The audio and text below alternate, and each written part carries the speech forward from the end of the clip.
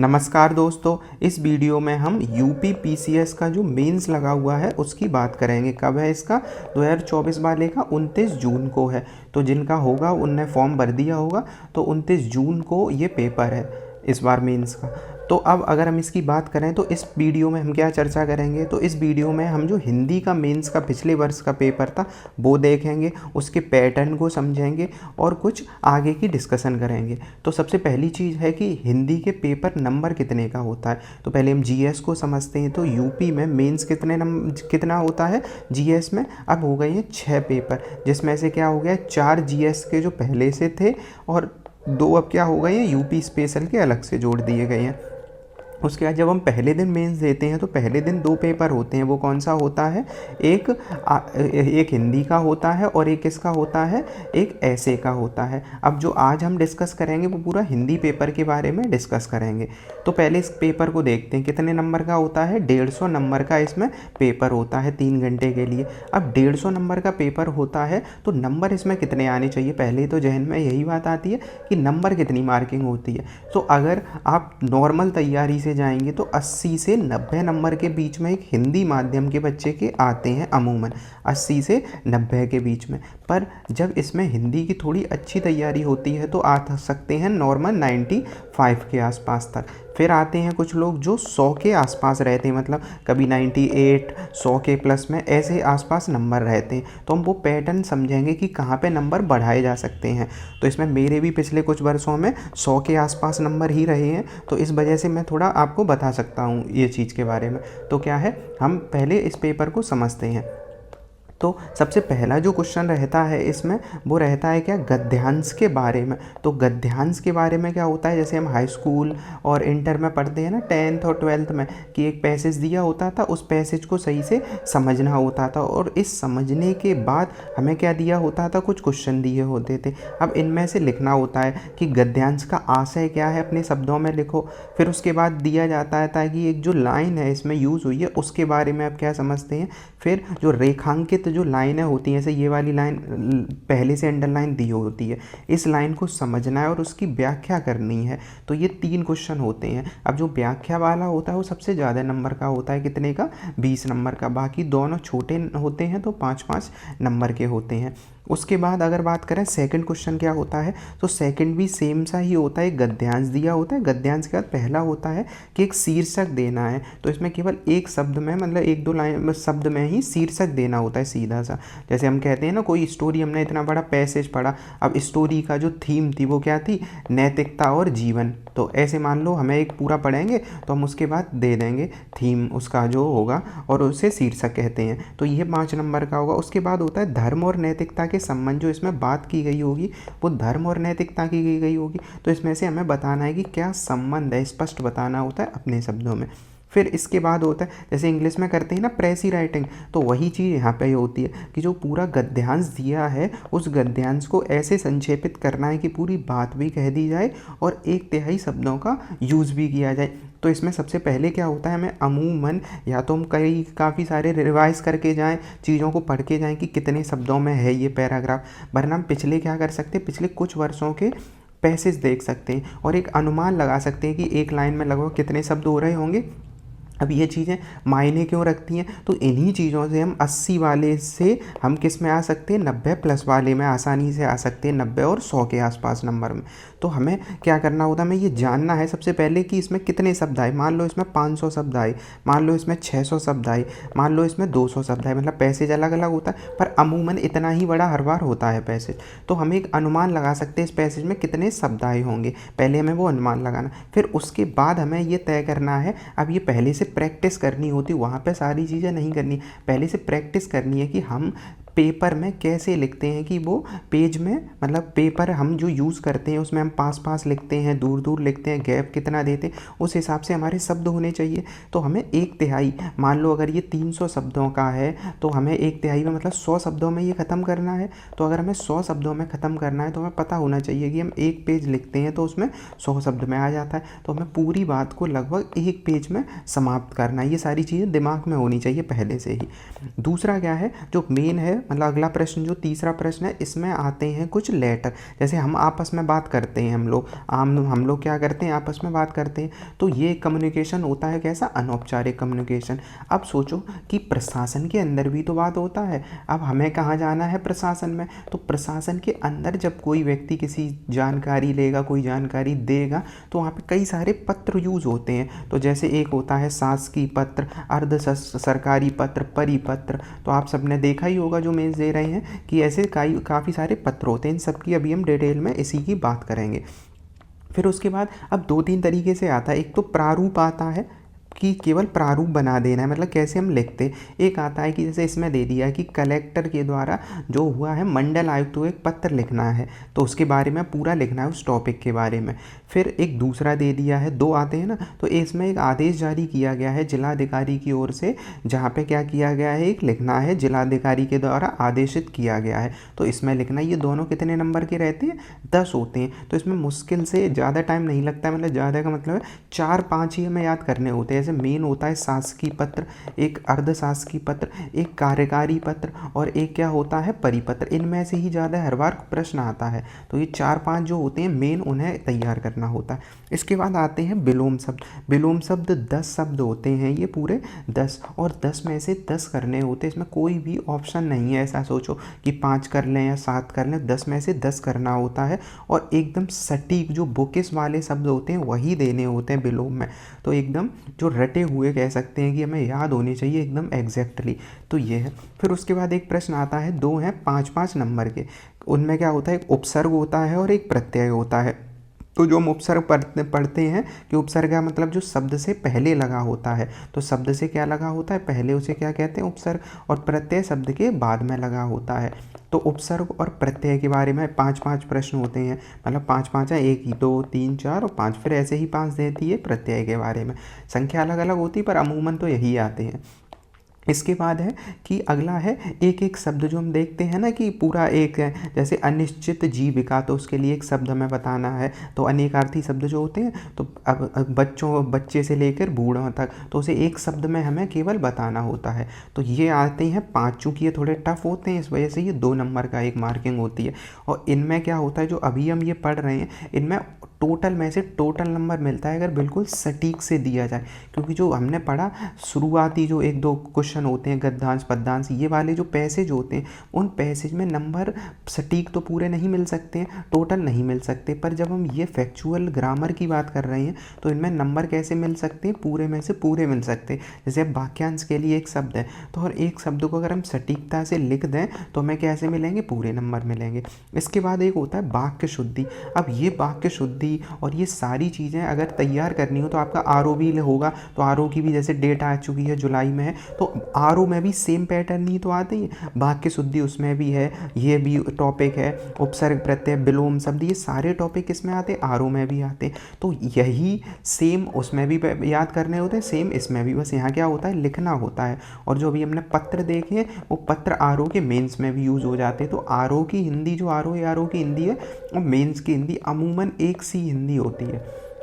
अब यहाँ पे कैसे आएंगे, 5 और 5 मिलके 10 नंबर का होता है शुद्धि के लिए। तो ऐसे ही सेम इतने ही नंबर का कहाँ आता है, आरओ में भी आता है, प्री में। तो ये अब इसमें क्या होता है, वाक्य को हमें शुद्ध करना होता है। क्या करना है, वाक्य को शुद्ध। अब इसमें कई सारी गलतियाँ हो सकती हैं। एक तो ग्रामर की गलती हो सकती है, मतलब मात्रा वाली शब्द की गलती हो सकती है। एक ऐसे करके है, एक मात्रा की शब्दी हो सकती है। उसके बाद शब्दी कैसे हो सकती है, संज्ञा, सर्वनाम, इन सब की भी गलतियाँ होती हैं। तो अमूमन इसमें कैसे आते हैं, इनमें जो पुराने पेपर होते हैं, पिछले वर्ष के जो पेपर होते हैं, उनकी ही गलतियां रिपीट करी जाती हैं। जैसे अगर आप आरओ के पुराने साल में जो आरओ की बुकें आती हैं, जो उन बुकों में से प्रीवियस ईयर के अगर पूरे देख लिए जाएं, मतलब यूपी के जो अंतर्गत जितने पेपर होते हैं, स्पेशली यूपी पीसीएस कराता है जो, उन पेपरों के अगर पुराने क्वेश्चन देख लिए हैं तो उन्हीं में से ये वाक्य शुद्धि हो जाता है। फिर आता है एक शब्द शुद्धि। अब शब्द शुद्धि पे थोड़ा ज़्यादा पेज होता है, क्यों, क्योंकि शब्द शुद्धि पे बहुत छोटी छोटी, ऐसे संग्रहित ऐसे लिखा जाता है या ऐसे गा बनता है। धुरंधर पे क्या रखा या क्या कहते हैं, वाल्मीकि पे छोटी मात्रा चढ़ती है, बड़ी मात्रा, अंत्याक्षरी पे आधा ता बनता है, आधा या बनता है। तो ऐसे जो शब्द होते हैं ये शब्द अगर एक भी सटीकता से नहीं लिखा है तो इनके लिए जो सबसे ज़रूरी होता है वो होता है, अमूमन ये 100 से लेकर 150 के आसपास शब्द होते हैं जो सबसे टफ शब्द होते हैं, और ये शब्द हर जगह हिंदी में किसी भी बुक में मिल ही जाते हैं। पर इन्हें सबसे मेन जो होता है क्या होता है, इन्हें लिखना होता है। अगर इन्हें लिखना सीख लें, कई बार हम इसे रिवाइज करें, रफ पे लिखें, तो हम क्या करेंगे, पेपर में इन्हें सटीकता से लिख सकते। और ये भी अगर हमने लिख दिए तो हमें टोटल में से टोटल नंबर इनमें मिलते हैं, क्योंकि इनमें नंबर काटने की तो गुंजाइश होती नहीं है अगर हम सटीकता से लिख पाएँ। इसके बाद जो 30 नंबर का होता है वो होता है मुहावरे।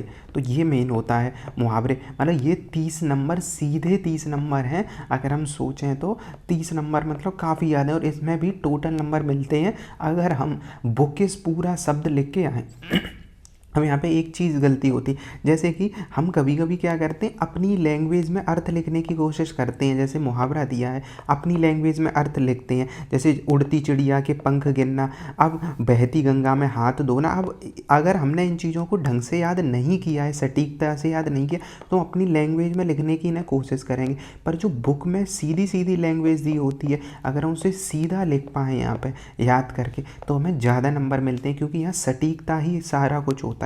फिर आते हैं वाक्य के प्रयोग पे, क्योंकि 30 नंबर का है, 10 नंबर तो मिल जाएंगे हम उस अर्थ लिखने पे। फिर मिलते हैं 20 नंबर कैसे, जो हम वाक्य का प्रयोग करेंगे।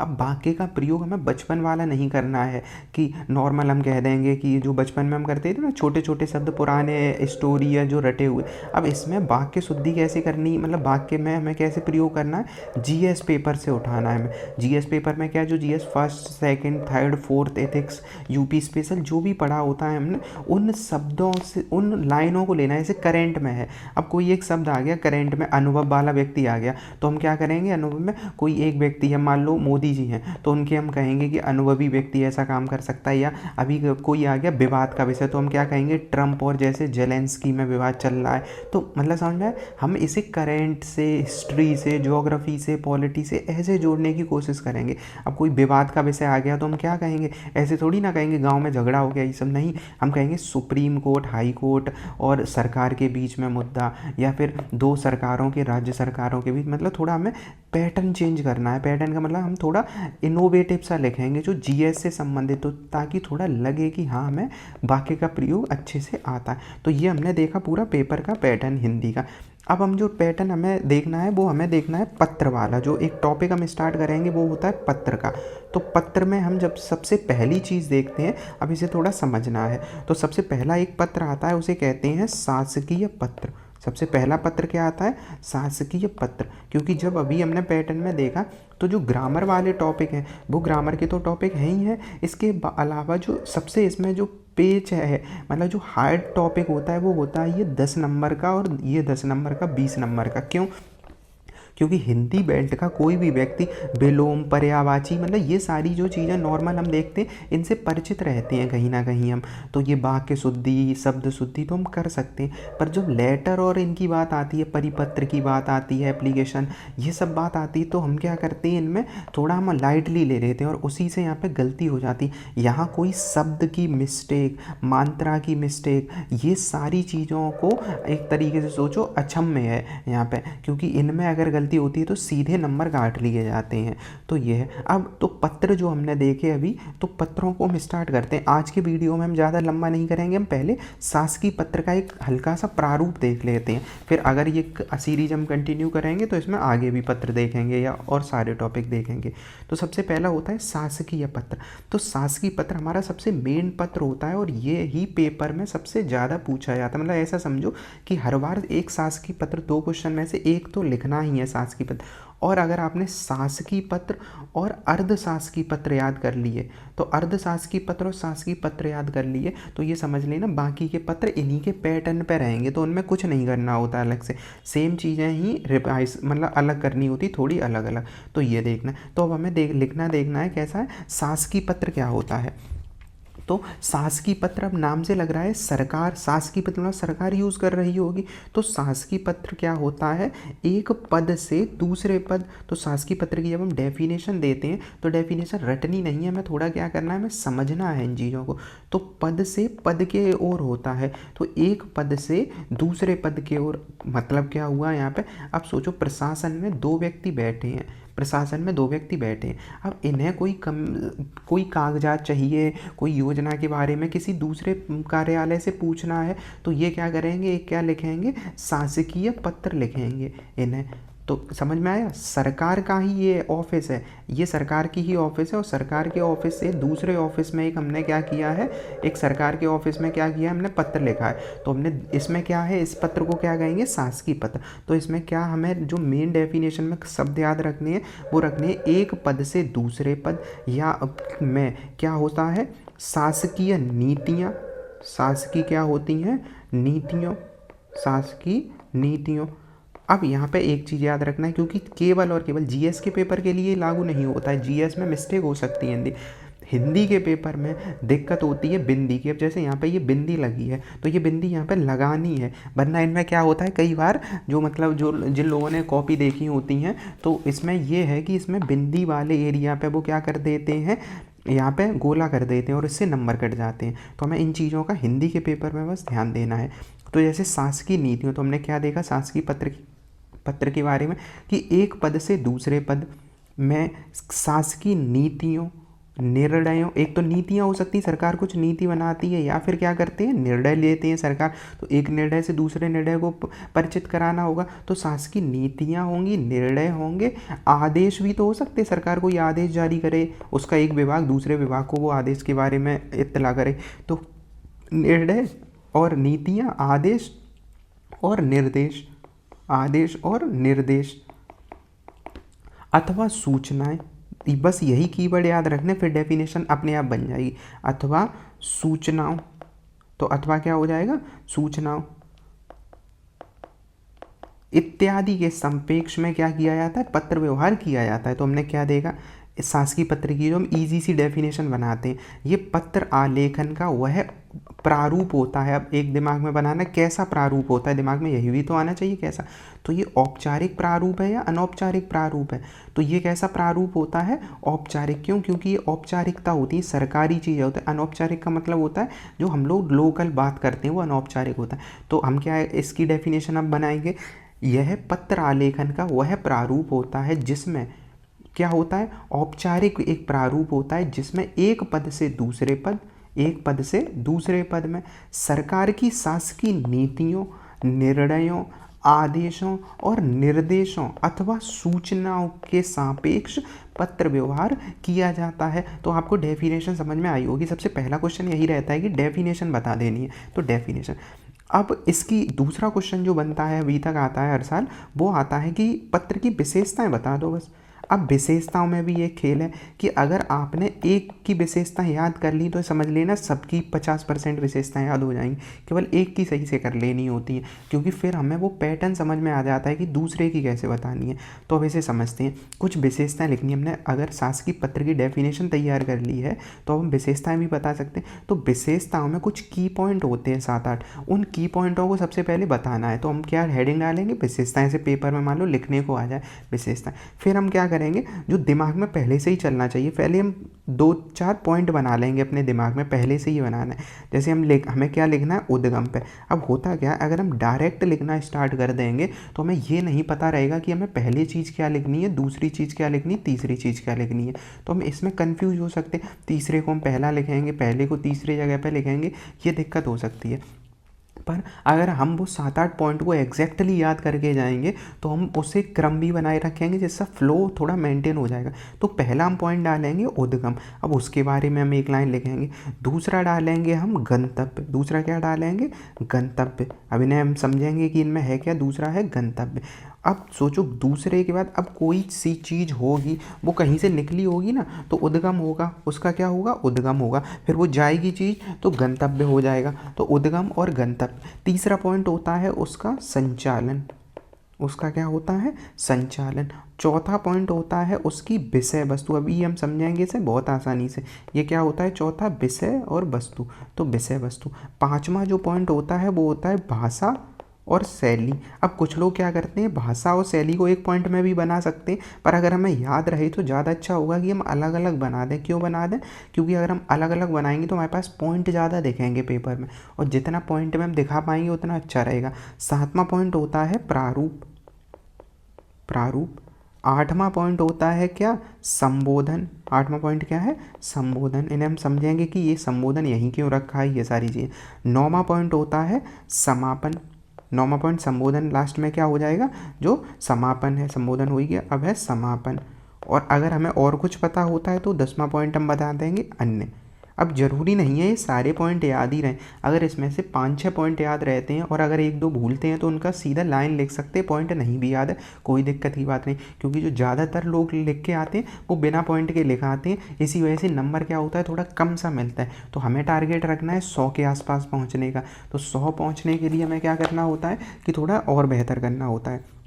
अब देखते हैं कि उद्गम। अब सोचो कोई चीज़, अगर आपने एक पत्र लिखा है तो उसका कहीं से तो उद्गम होगा, मतलब हमने अगर एक पत्र लिखा है तो हम क्या हो गए, हमारे स्थान से वो क्या हो गया, उद्गम हो गया उसका कि नहीं, मतलब एक तरीके से बन के तैयार हो गया। फिर अब वो निकलेगा, पत्र कहीं तो जाएगा ना, तो पत्र अगर जाएगा एक पद सो को जाता है, किसी अन्य पद को जाता है तो उसका वो गंतव्य हो गया, मतलब यहाँ से निकला और यहाँ तक गया तो ये इसका क्या हो गया, गंतव्य वाला एरिया हो गया, एक पद से दूसरे पद, यही तो हमने डेफिनेशन देखा था, एक पद ये हो गया। तो हम क्या उद्गम में कहेंगे, जहाँ से पद क्या है, निकला है पत्र, उद्गम हो गया ना, उद्गम निकला है पत्र। और ये गंतव्य क्या है, दूसरे पद की ओर, जहाँ दूसरा पद है वहाँ समझ लेना ही हमें।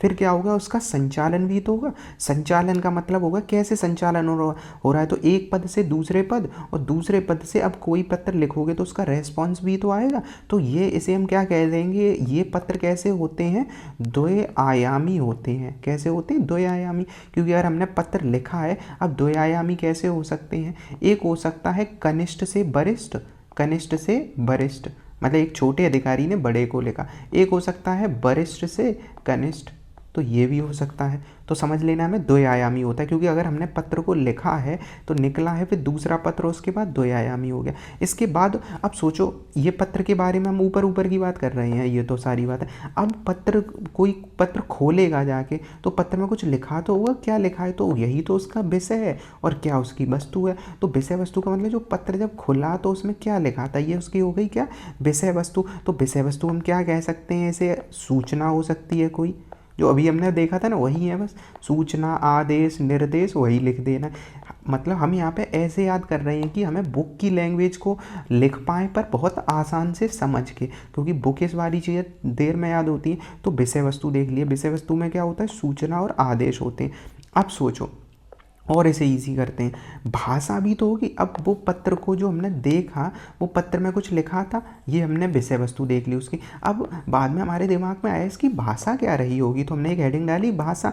तो पत्र को हमने देखने के बाद भाषा लिखा, भाषा कैसी होती है इसकी, सरकारी चीज़ है तो भाषा कैसी होती, सटीक ही होगी भाषा, कोई ऐसी तो नहीं कि इधर उधर की बातें होंगी, सटीक होगी, औपचारिक होगी, इसमें कोई नई चीज़ है, मतलब कठिन चीज़ है नहीं, वही चीज़ें सेम कैसी हो जाएगी, औपचारिक भाषा हो जाएगी और सटीक हो जाएगी, ये देखा। अब इसके बाद आ जाएगी भाषा के बाद शैली कैसी है, तो शैली होती है अन्य पुरुष।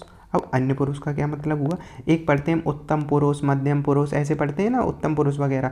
तो जैसे हम अपनी की बात तो नहीं कर रहे, अन्य मुद्दे की बात कर रहे हैं, सरकार की अन्य सूचनाएं, अन्य आदेश की बात कर रहे हैं, तो अन्य विषय में बात कर रहे हैं, तो अन्य पुरुष की शैली में लिखा जाता है। मतलब मैं, तुम, ऐसे शब्द नहीं आते हैं कि मैं, तुम, आ, ऐसी वाली चीज़। तो ये वाले कौन से होते हैं, ये शब्द नहीं आते, अन्य पुरुष यूज़ हो रहे होते हैं शैली। फिर अब इसका कोई एक पैटर्न ही तो होता है। अब पैटर्न सोचो, अगर मैं पढ़ा रहा हूँ आज तो मुझे पता है कि पैटर्न क्या है, तभी तो मैं पढ़ा पा रहा हूँ। इसका क्या मतलब हुआ, सरकार के हर एक व्यक्ति को पता है पहले से कि इसका पैटर्न क्या होगा, प्रारूप कैसा होगा। तो हम क्या कहेंगे, प्रारूप सदैव क्या रहता है, नियत रहता है। प्रारूप कैसा सदैव रहता है, नियत रहता है, यही तो हम कहेंगे। और नियत के साथ वही शब्द बार बार जोड़ देना, औपचारिक होता है। फिर बात करोगे कि अब पूरे सारी चीज़ें जब हमने पढ़ ली, फिर लास्ट में किसी व्यक्ति को संबोधित करते हैं ना, ऐसे लिखते हैं सेवा में, कृपया, जैसे बचपन से हम लिखते आते हैं ना, सेवा में जो प्रधानाध्यापक, तो ये वाली चीज़ तो हम संबोधन किसी को करते हैं।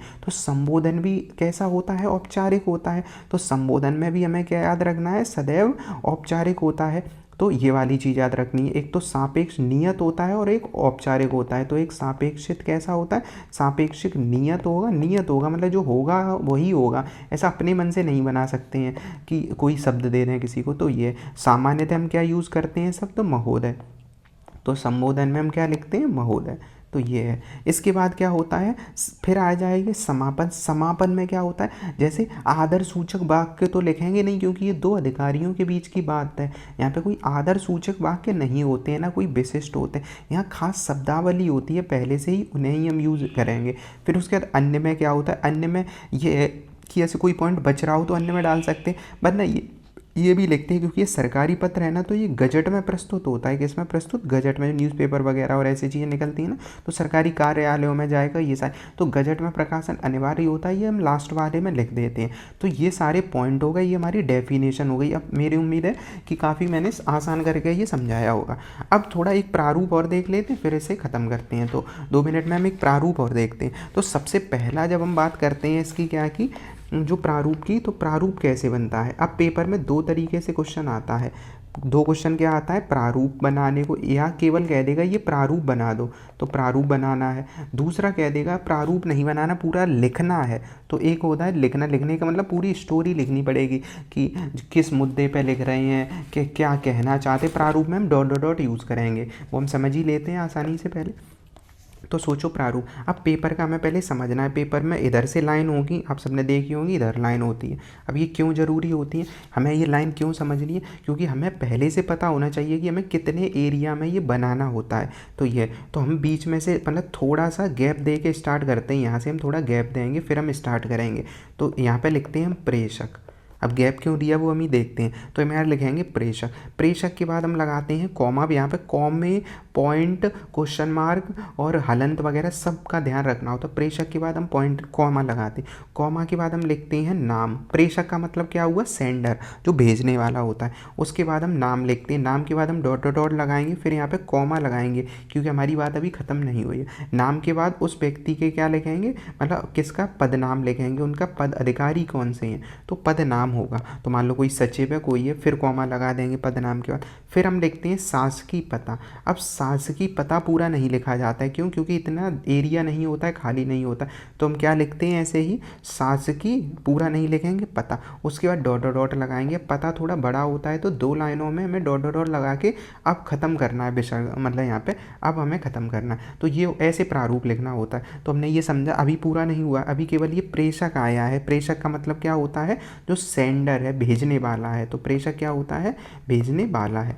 तो ये वाला देख। उसके बाद जिसे हम भेज रहे होते हैं, प्रेषिती जिसे कहते हैं असल में, तो प्रेषिती को हम लिखेंगे इसमें सेवा में। अब ये यहाँ पे याद रखना है क्या, इसके ठीक नीचे होना चाहिए। ये छोटी छोटी बातें जो नंबर बढ़ाती हैं। यहाँ पे क्या होना चाहिए, सेवा में, क्या होना चाहिए, सेवा में। अब समझ में, सेवा में के ऊपर बिंदी लगी हो, हिंदी के पेपर में ये सारी चीज़ें ध्यान रखनी। फिर कॉमा लगाएंगे। फिर उसके बाद हम लिखेंगे पद। पद लिखेंगे क्योंकि हम जिसे भेज रहे हैं उसका पद होना चाहिए, पद। पद के बाद है शासकीय पता। अब कहोगे यहाँ पे कि हमने उसका नाम क्यों नहीं लिखा, क्योंकि हम एक पद से दूसरे पद को भेज रहे थे और ना कि हम एक व्यक्ति से दूसरे को। सरकारी काम है, सरकारी काम रामू, मोहन, श्यामू को नहीं होता है, ये कैसे होता है, एक पद को होता है। तो उसके बाद फिर कॉमा लगाएंगे क्योंकि बात ख़त्म नहीं हुई। फिर शासकीय पता लिखेंगे, उसका शासकीय पता। तो उसके बाद फिर डॉट डॉट डॉट, और उसके बाद हम यहाँ पर रोक देंगे इसे। ये हो गया। अब हमने जो एरिया इतना छोड़ा था, इस वाले एरिया में थोड़ा गैप दिया था, ये क्यों दिया था, यहाँ पे हमें लिखना होता है अनुभाग 1। तो अनुभाग मतलब क्या होता है, इससे अगर हम एक लाइन खींच लें यहाँ पे, तो इससे थोड़ा सा हमें क्या करना होता है, पीछे की ओर जाना होता है। तो अनुभाग हम यहाँ लिखते हैं। अनुभाग का मतलब क्या हुआ, जैसे विभाग होता है, विभाग के अंदर का जो अन्य विभाग होते हैं, तो अनुभाग विभाग का हिस्सा होता है। तो अनुभाग हो गया। अनुभाग के बाद हम कैसे लिखेंगे, फिर डॉट डॉट डॉट डॉट लिखें, लगाएंगे, ठीक। उसके बाद उसी के ठीक सामने हम लिखते हैं क्या चीज़ है, दिनांक। इधर क्या लिखेंगे हम, दिनांक। अब दिनांक भी पूरी नहीं लिखनी होती है, दिनांक लिख के हम गोला करेंगे और गोले के बाद हम डैश लगा के डॉट डॉट डॉट लिखेंगे ऐसे करके। अगर प्रारूप नहीं बना रहे, लिख रहे हैं, तो इसमें दिनांक भर देना। उसके बाद हम लगाएंगे कॉमा क्योंकि अभी ख़त्म नहीं हुआ। फिर हम लिखेंगे स्थान, और स्थान के बाद फिर हम डॉट डॉट डॉट लगाएंगे। तो ये ऐसे भराया गया। यहाँ पे लास्ट में हलंत नहीं लगाना, ऐसे ही छोड़ सकते हैं। तो ये वाली चीज़ हुई। अब ये हमारा ऊपर का प्रारूप तैयार हुआ। अब सोचो, हमने ये तो बता दिया कि किसे कौन भेज रहा है, किसे भेज रहे हैं, ये सारी चीज़। अब कोई मुद्दा तो होगा भेजने का, जो हमने पॉइंट में पढ़ा था यहाँ पे कि विषय भी तो होना चाहिए। ये तो गंतव्य हो गया, संचालन हो गया। अब कौन सा टॉपिक आएगा, विषय। अब विषय कहाँ लगाएंगे, तो ठीक उसी के नीचे। तो जो ये चल रहा था ना पॉइंट, उसी के ठीक हम अगर हम नीचे की तरफ आएंगे इधर, तो यहाँ पे क्या लिखना है, यहाँ पे ही लिखना है विषय। तो क्या लिखना है हमें, विषय लिखना है। तो विषय देखा हमने, विषय के बाद फिर हम डॉट लगाएंगे, इसके बाद हम डॉट डॉट ऐसे करके भर देंगे इसे। अगर प्रारूप बनाने को देना है तो प्रारूप ठीक ऐसे ही बना के आना होता है, कुछ नहीं लिखना होता है उसमें अंदर, तो वो जब प्रारूप पूछेगा। अब लास्ट में लिख देते हैं के संदर्भ में, क्योंकि अगर विषय होगा तो कोई संदर्भ तो होगा, के संदर्भ में, तो ये वाली चीज़ लिखनी होती, पूरा खत्म के संदर्भ। उसके बाद हम इसे ख़त्म कर देंगे यहाँ से।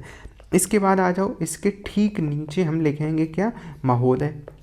तो ठीक नीचे क्या लिखेंगे, महोदय, महोदय। अब कि पहले से कुछ रिवाइज करने होते हैं इस वजह से, क्योंकि वरना इनमें अगर हम कॉमा पॉइंट ये सारी चीज़ें गड़बड़ करेंगे तो नंबर कट जाएंगे 10 में से कुछ, तो 5-6 नंबर मिलेंगे। तो अगर सटीक बना के आते तो पूरे भी मिल सकते। फिर उसके बाद कॉमा लगाएंगे। अब ऊपर वाले में हमने क्या लगाया था, विषय के बाद कॉमा नहीं लगाया था, यहाँ पर कॉमा लगा रहे हैं, जैसे हम बचपन में लिखते थे, सेम पैटर्न है वही। अब सोचो, अब विषय ऊपर लिखा है तो हम महोदय से बात किससे स्टार्ट करेंगे, तो हम क्या कहेंगे। अब सेम पैटर्न होता है तो आप चाहे इसे याद करना माने, चाहे रटना या समझना, सेम लिख के आना है इसे। अब यहाँ पे एक लाइन लिखी जाती है जो पहली लाइन होती है, वो सेम हर बार लिखनी है। क्या लिखनी है, उपर्युक्त विषय में, क्या लिखना है, उपर्युक्त, कॉमा के बाद स्टार्ट करना है पर अगली लाइन से, थोड़ा सा कॉमा के बाद गैप देंगे और अगली लाइन से नीचे, मतलब उपर्युक्त, और ये नहीं लगाना होता है। उपर्युक्त विषय में, उपर्युक्त विषय में, उपर्युक्त विषय का मतलब ये ऊपर विषय दे दिया है हमने। उपर्युक्त विषय में निर्देश, निर्देश का मतलब क्या हुआ, मुझे कहने का हुआ है, मतलब बात कहने का, बताने का आदेश मिला है। तो उपर्युक्त विषय में निर्देश हुआ है कि, निर्देश हुआ है कि, इसके बाद डॉट डॉट डॉट लगा के हमें प्रारूप छोड़ देना होता है। अब इसके बाद ऐसे ऐसे करेंगे, निर्देश हुआ। अब जो मुद्दा होगा, मान लो कोई पेपर अधिकारी ने कुछ बात कही हो, ये सारी चीज़ें, फिर उसके बाद हम 1-2 लाइन छोड़ने के बाद क्या करेंगे, यहाँ पे आने के बाद रोक देंगे इसे। अब क्या हुआ, अब अगर इसे भरना होता तो हम भरेंगे, अगर प्रारूप पूछा जाएगा तो ऐसा। फिर ठीक उपर्युक्त के नीचे ही, जहाँ हम उपर्युक्त ये लगा रहे थे, इसके ठीक नीचे ही हम एक दूसरा पॉइंट बनाते हैं, उस पर लिखते हैं 2 पॉइंट ऐसे करके। फिर उसमें हम लिखेंगे, क्या लिखेंगे यहाँ से, तत्काल प्रभाव से, क्योंकि सरकारी चीज़ है ना, तो तत्काल प्रभाव से उक्त का अनुपालन, उक्त का मतलब जो विषय बताया है, टॉपिक बताया, उक्त का अनुपालन, अनुपालन का मतलब है इसे पालन करो जल्दी से, उक्त का अनुपालन सुनिश्चित करें, क्या करें, सुनिश्चित करें, सुनिश्चित करें। अब ये जो मैंने यहाँ पे नीचे लिख दिया, क्योंकि इधर तो जगह नहीं, पेपर में हमें कोशिश करनी है इस तरीके से बनाना होता है कि इधर ही ख़त्म हो जाए पूरा। तो अभी तो इस पे है तो इस पे जगह कम होती है, वरना हमें क्या करना है, ये लाइन ऐसे ख़त्म करनी है, कोशिश करनी है इसी के सामने ख़त्म हो जाए, या फिर यहाँ से स्टार्ट करके इतना कर देना। तो ये सारी चीज़ें 1-2 बार रिवाइज से आएंगी। तो ये देखा हमने, अब ये पूरा हो गया तत्काल प्रभाव। अब लास्ट वाली चीज़ें जो होती हैं उन्हें समझते हैं थोड़ा। फिर यहाँ पर अब सेम जहाँ पर हमने महोदय और ये सब चल रहा था ना, उसी से फिर समझ लो, इसे लाइन वहाँ नहीं खींचनी है, केवल अभी हम समझने के लिए सोच इसे करें। उसी के ठीक नीचे हमें एक और पॉइंट बनाना है। इस बार हमें पॉइंट क्या बनाना है, इस बार हमें पॉइंट बनाना है संलग्नक। संलग्नक का मतलब जैसे हम फॉर्म भरते हैं, आपने मेंस का भी फॉर्म भेजा होगा अगर, तो उस पेपर में हम लिखते हैं ना कि हमने ये चीज़ें भेजी हैं, तो उसे कहते हैं संलग्नक। तो क्या भेजे हैं, संलग्नक, तो ये वाली चीज़ रहेगी। तो संलग्नक भेजें। अब संलग्नक कितने भेजे हैं, तो ये भी लिख सकते हैं, जैसे 2 भेजे, 3 भेजे, 1 भेजा है, तो ये। फिर यहाँ पे हम एक पॉइंट लिखेंगे और उसके बाद उसमें लिख देंगे हमने क्या भेजा है। दूसरा हम लिखेंगे, उसके बाद हम डॉट डॉट डॉट करेंगे, ये भी लिख देंगे। और इसी के ठीक सामने, ठीक सामने, थोड़ा हालांकि किसी में बुक में ऊपर भी दिया होता है, थोड़ा यहाँ लिख सकते हैं, यहाँ पे कोई दिक्कत नहीं है। इतने में, यहाँ से लेके इतने के बीच में ही पर लिखना। यहाँ पे हम लिखेंगे भवदीय। क्या लिखेंगे, भवदी। भवदी का मतलब हिंदी में समझो तो जैसे हम लिखते हैं आपका प्री स्टूडेंट, जैसे हम बचपन में लिखते थे, वही है आजकल जो ऑफिशियल लैंग्वेज में भवदी। तो हम भवदी लिखेंगे, वो सरकारी लिखना। भवदी के नीचे अपना क्या करेंगे, हस्ताक्षर करेंगे, मतलब करना नहीं है पर अधिकारी अपना करता है हस्ताक्षर। उसके बाद अब नाम तो बताना नहीं होता है क्योंकि सरकारी है, पर हस्ताक्षर के नीचे ब्रैकेट दिया होता है, इसमें अपना नाम लिख सकते हैं, किस अधिकारी ने भेजा है, तो उसका हस्ताक्षर, उसका नाम ब्रैकेट में। इसके बाद उसका पद क्या है, पदनाम हो गया, तो ये हो गया। और इसके बाद हम इसे ख़त्म कर देंगे। ये हुआ, मतलब ये वाली लाइन खत्म। इसके बाद, इसी के बाद दूसरा एक पॉइंट बनाएंगे यहीं से, ठीक उसी संलग्नक के नीचे। यहाँ पे लिखेंगे प्रतिलिपि। प्रतिलिपि का मतलब क्या हुआ, जो प्रिंट होती है, जो जेरोक्स होती है, तो वही है प्रतिलिपि। मतलब एक जेरोक्स हम आदेश दे रहे हैं, बता रहे हैं एक कार्यालय दूसरे को ये करना है, तो इसमें क्या बताना है, प्रतिलिपि निम्न को सूचनार्थ। निम्न को मतलब जैसे जैसे बताया जाए उन्हें सूचना दे दो, एक फ़ोटोकॉपी भेज दो। तो प्रतिलिपि निम्न को सूचनार्थ सूचनार्थ एवं आवश्यक कार्यवाही हेतु प्रेषित। क्या लिख देना है? आवश्यक कार्यवाही हेतु प्रेषित ये लिख दिया हमने। और इसी के नीचे हम किस किस कार्यालय को भेजना है, क्योंकि हम किसी के बारे में बता रहे हैं ना, निम्न कार्यवाही को यहाँ प्रेषित करो, मतलब प्रेषित का मतलब भेज दो। तो प्रेषित क्या है? पहला पॉइंट डाल के हम लिख देंगे उसका नाम, जहाँ जहाँ प्रेषित करना है दूसरा करके ये लिख देंगे, फिर उसके बाद। और इसी के बाद जब ये चीज़ें खत्म हो जाएंगी तो यहाँ से फिर एक लाइन खींचनी, मतलब वहाँ नहीं खींचनी, अभी हमें दिमाग में ये सब करना है। इसी के नीचे हम लिखेंगे आज्ञा से कौन आज्ञा दे रहा है, और फिर हम सेम बात यहाँ जो हमने लिखा था ना बहुधी वाला, वही यहाँ पे सेम कर देना कि हस्ताक्षर, नाम और पदनाम, वही ऊपर वाला सेम लिखना होता है। तो ये हमने देखा शासकीय पत्र का पूरा ड्राफ्ट। अब इसे कैसे अंदर भरना होता है और क्या होते हैं वो अगले वीडियो में, अगर ये सही आते हैं इस पर व्यू वगैरह, तो हम क्या करेंगे अगले वीडियो में इसमें देखेंगे कि ये कैसे लिखा जाता है। तो इसमें अगर ये पैटर्न आप फॉलो करते हैं तो आसानी से 90 के ऊपर या 95 के प्लस तो आसानी से नंबर आ सकते हैं हिंदी में। तो ये हमने देखा आज पूरा हिंदी के बारे में।